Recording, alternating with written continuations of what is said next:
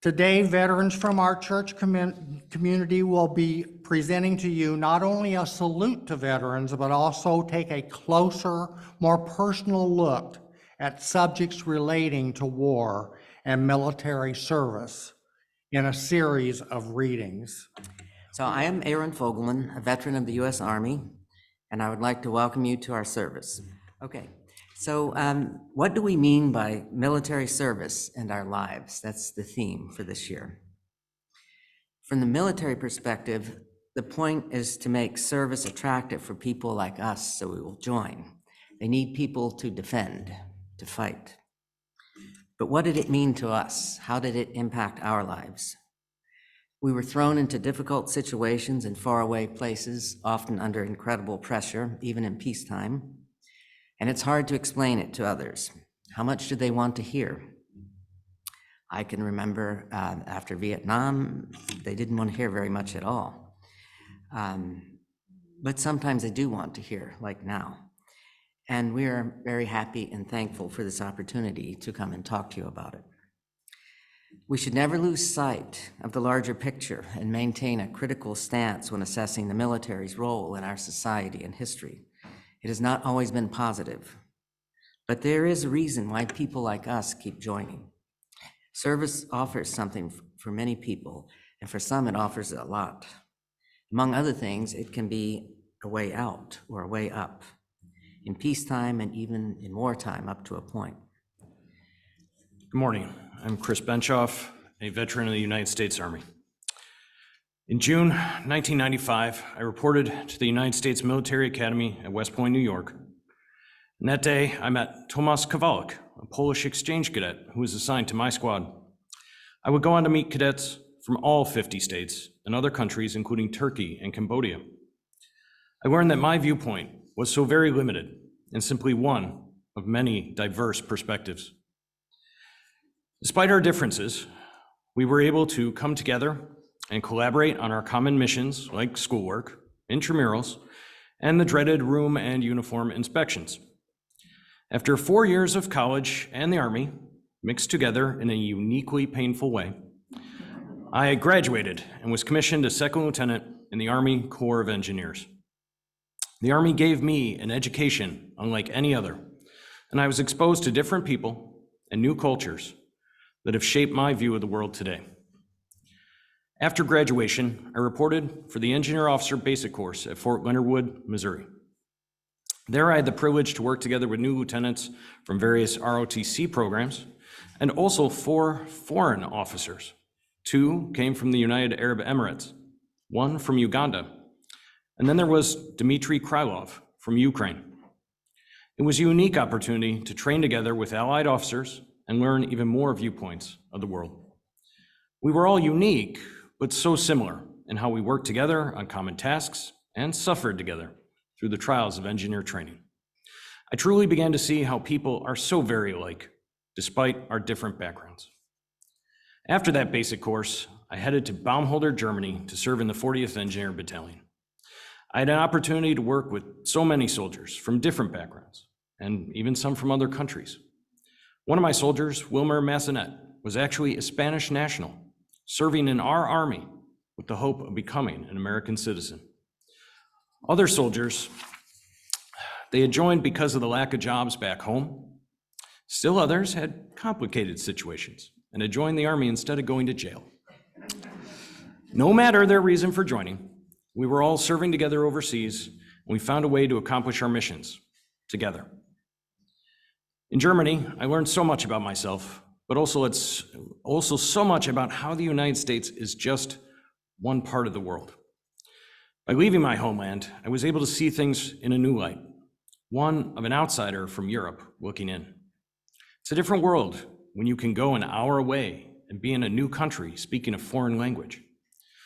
Moreover, as you travel Europe, you see the buildings and ruins that still remain from ages ago.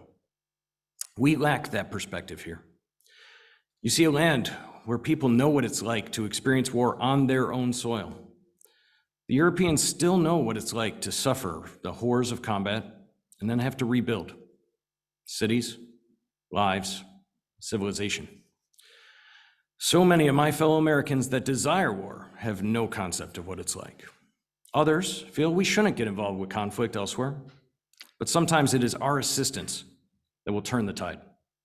It is a delicate balance, and we need allies in this world, not more enemies. During my tour in Germany, I spent 6 months deployed to Kosovo for peacekeeping.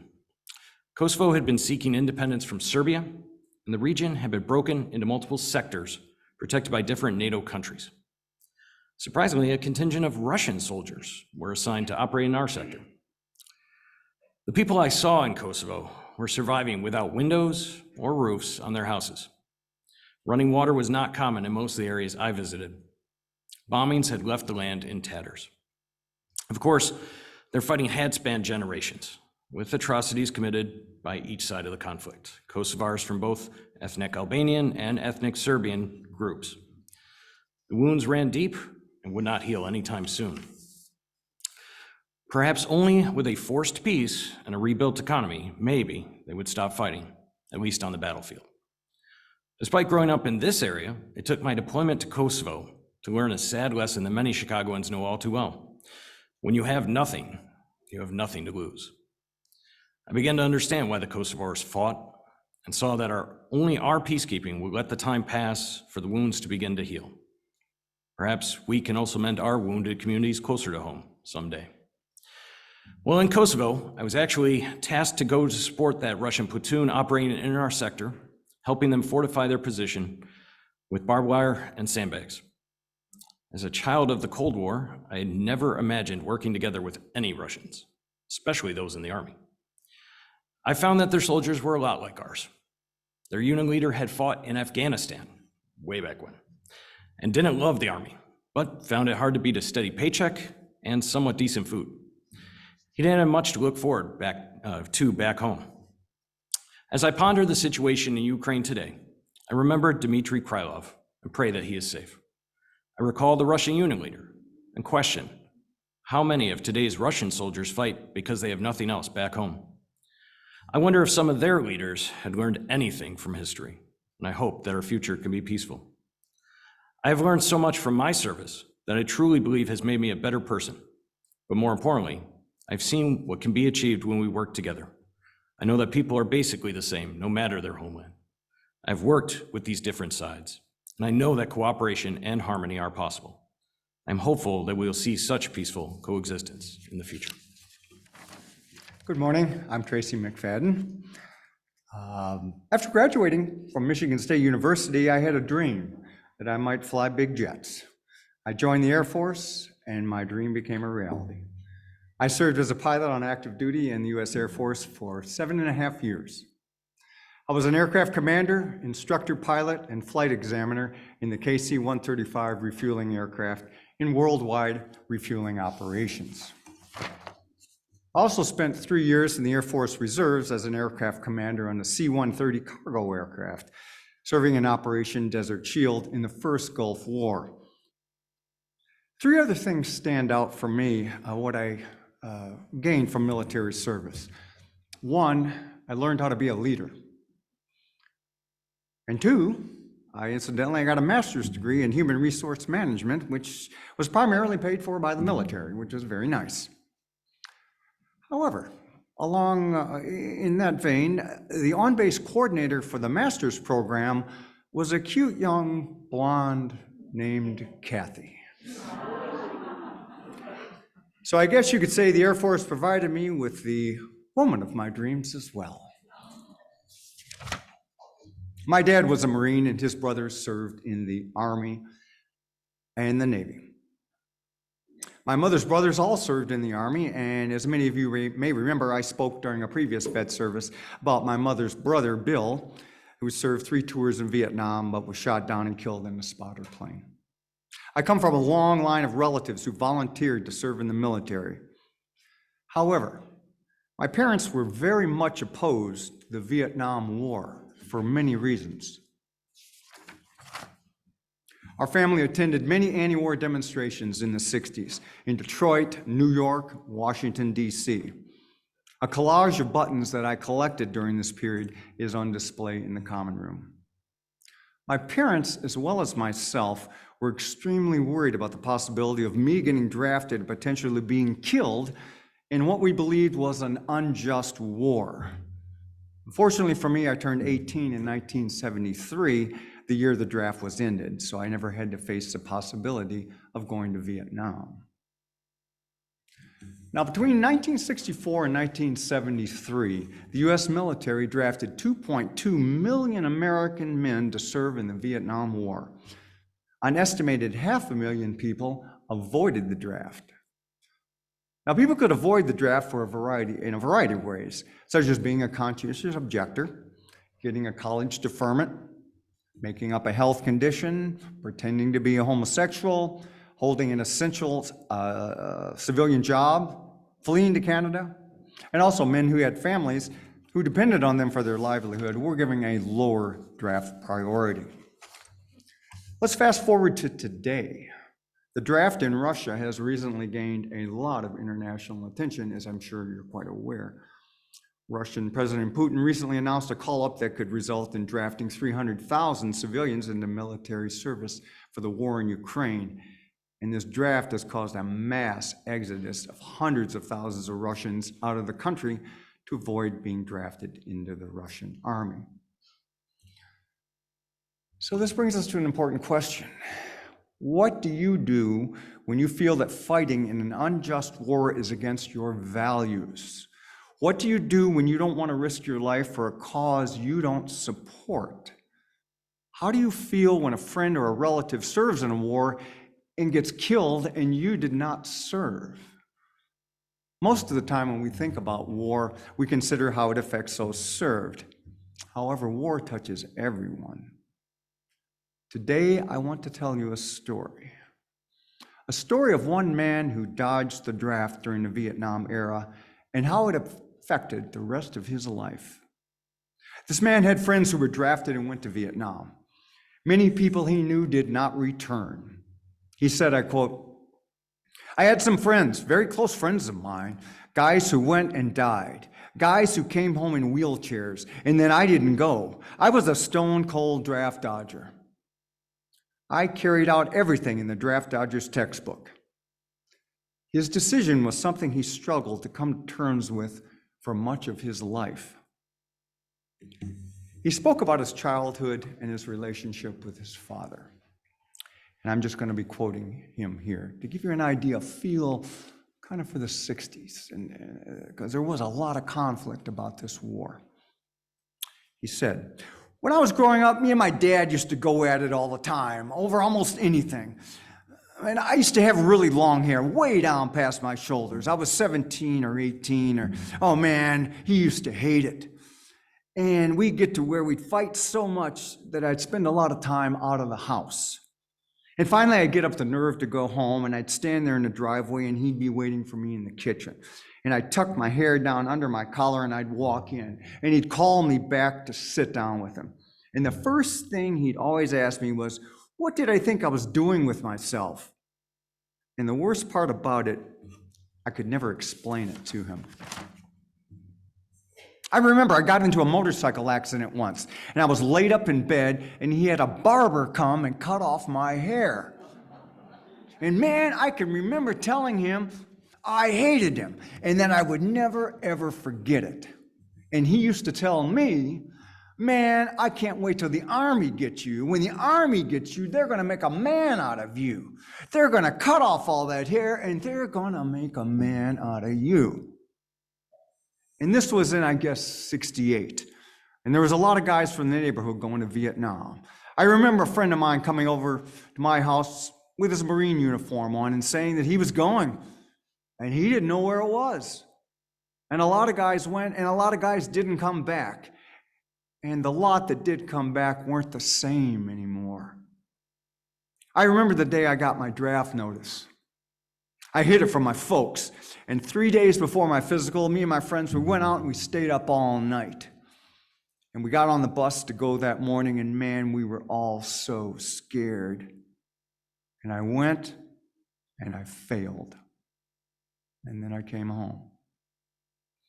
And I remember coming home after I'd been gone for 3 days and walking into the kitchen And my mother and father were sitting there. And my dad said, "Where you been?" And I said, "I went to take my physical." And he said, "What happened?" And I said, "They didn't take me."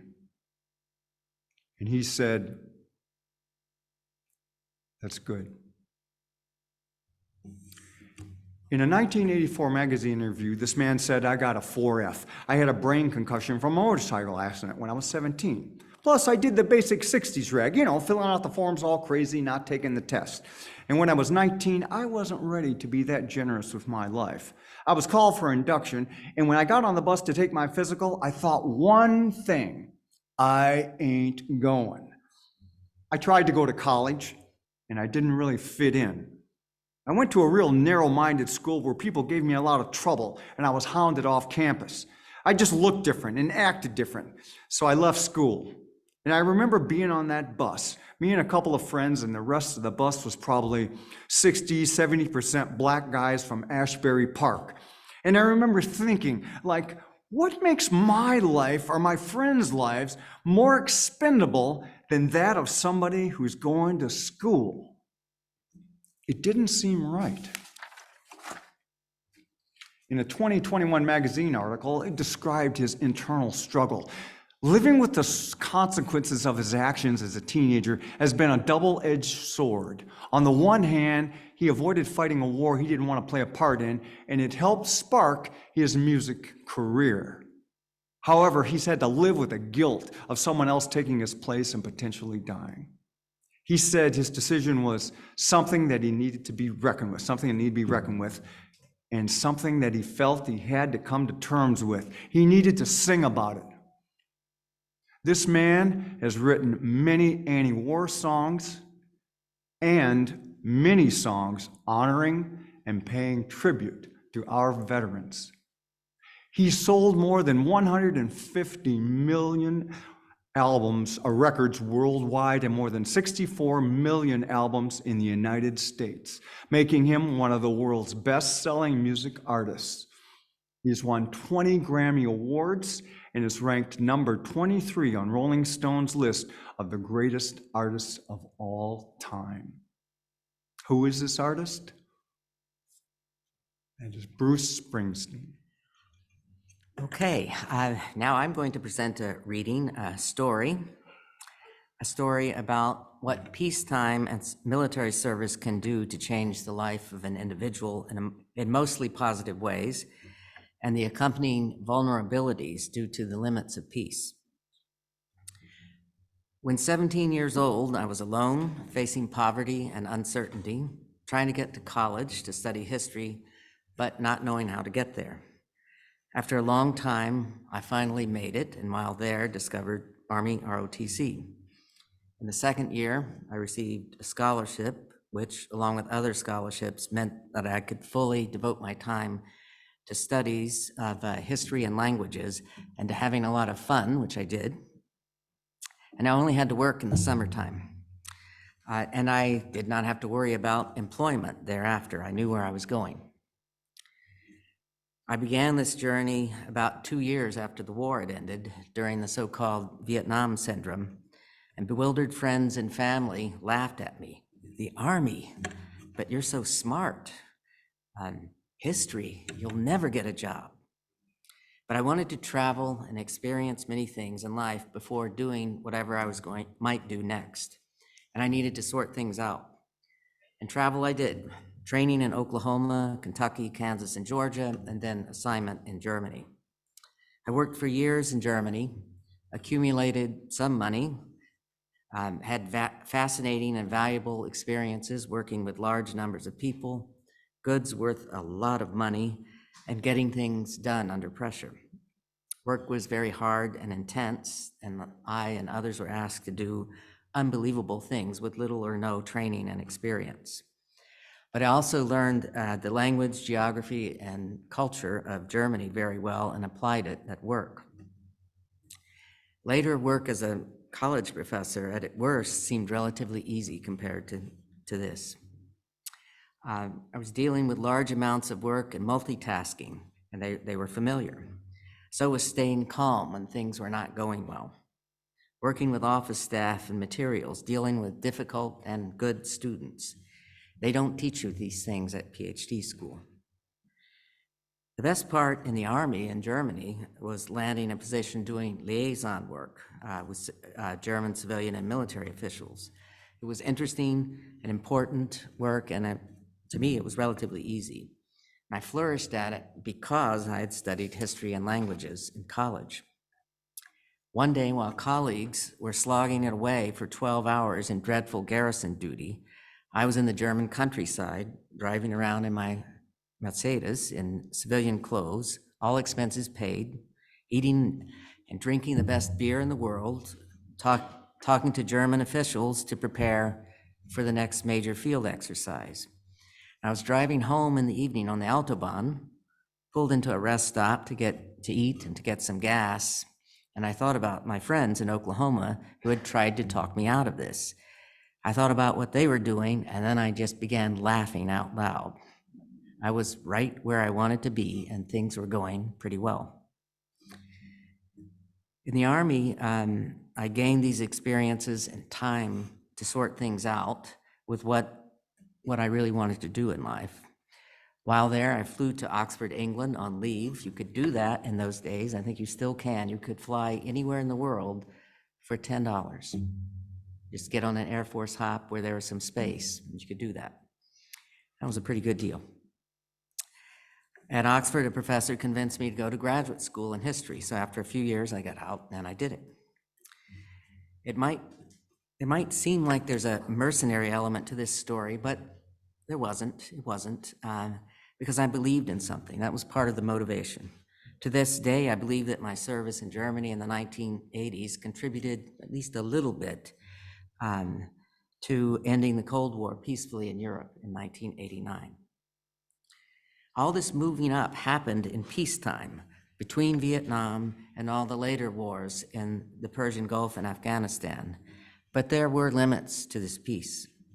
While I was in the service, U.S. was involved in deadly conflict in Lebanon, Grenada, Libya, indirectly in the Falklands, and in the first Gulf War. People in my unit were regularly killed in training accidents.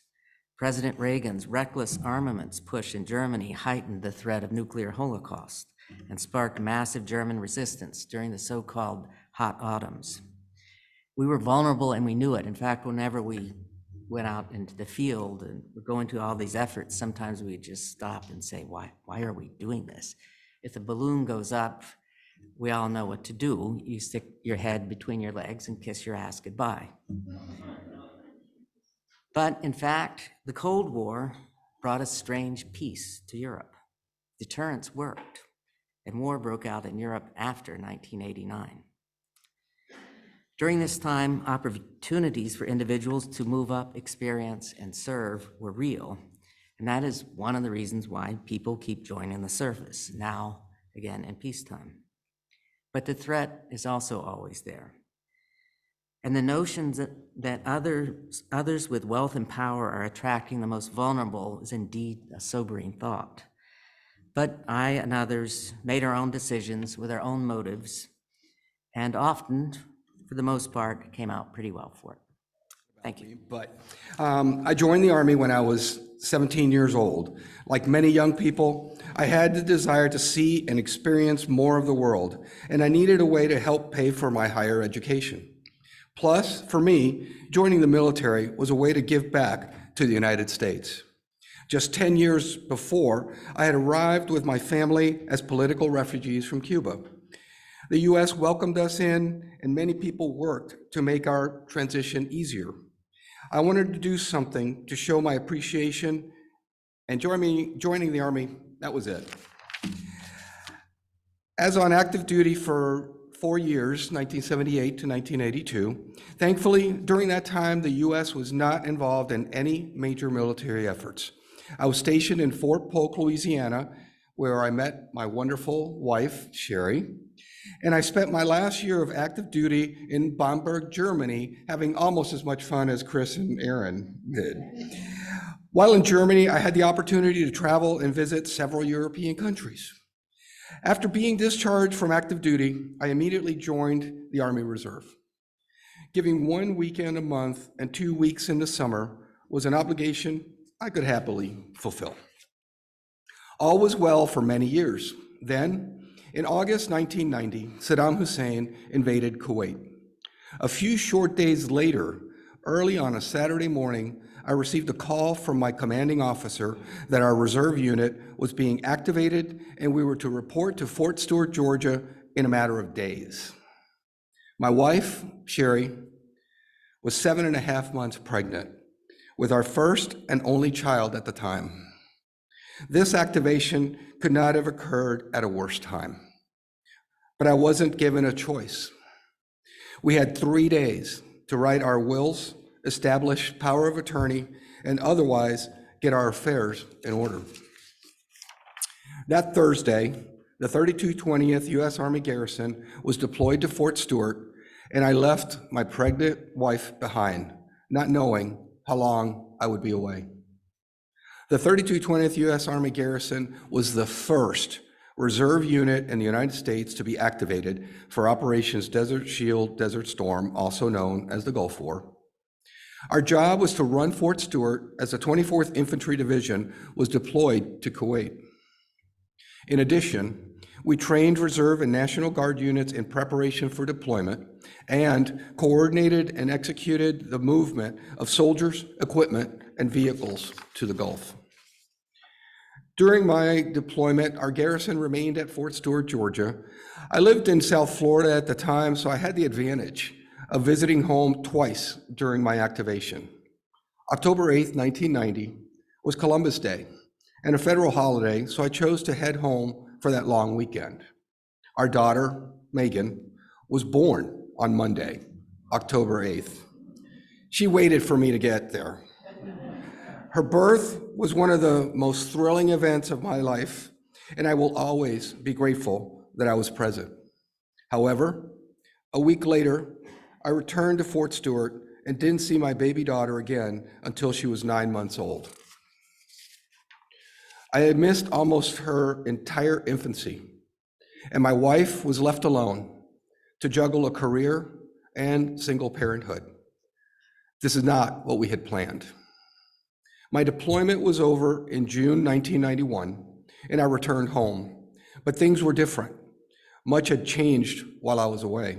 My wife and I had to learn to live together again with the new circumstances, and it wasn't always easy.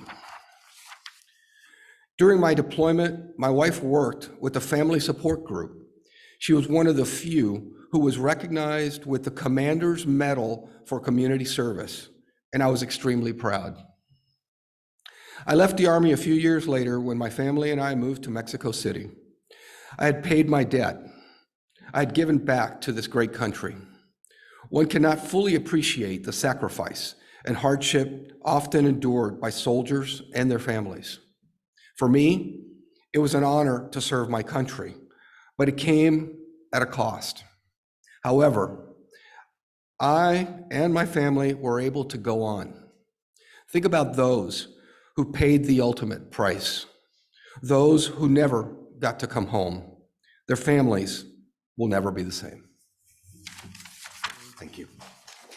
My own grandfather joined the Navy during World War II, served in the command structure near Washington, D.C. My brother and father both served in the Army. My father served an early tour in Vietnam before I was born. I had a couple of uncles that served in Nam, one as a Marine, and if you're counting up, that kind of rounds out most of the services, which meant that I was going to go be in the Air Force, right? Try to kind of create anyway, that was the plan. Life happened, unfortunately, and that's not what ended up happening, so it goes. But growing up, I remember that there were no war stories told in my house, and that may be kind of odd, but my father and his brothers may well have reminisced about their various experiences, but it was never in front of us kids.